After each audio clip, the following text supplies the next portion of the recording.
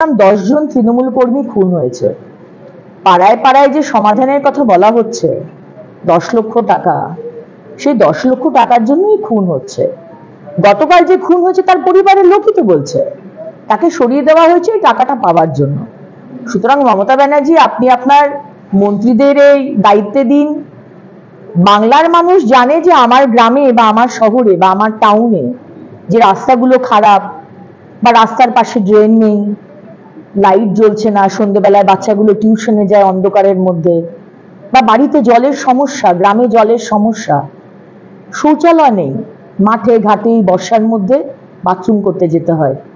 এর সমাধান কিন্তু আপনার পাড়ায় পাড়ায় সমাধান দেবে না।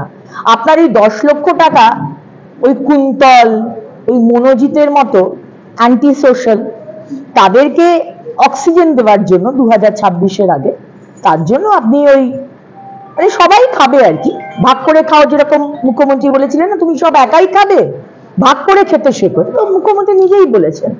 তাই মন্ত্রীদের রেখে তার নিচে সবাই ভাগ করে খাবে, এটাই বন্দোবস্ত। আর সেই জন্যই খুন।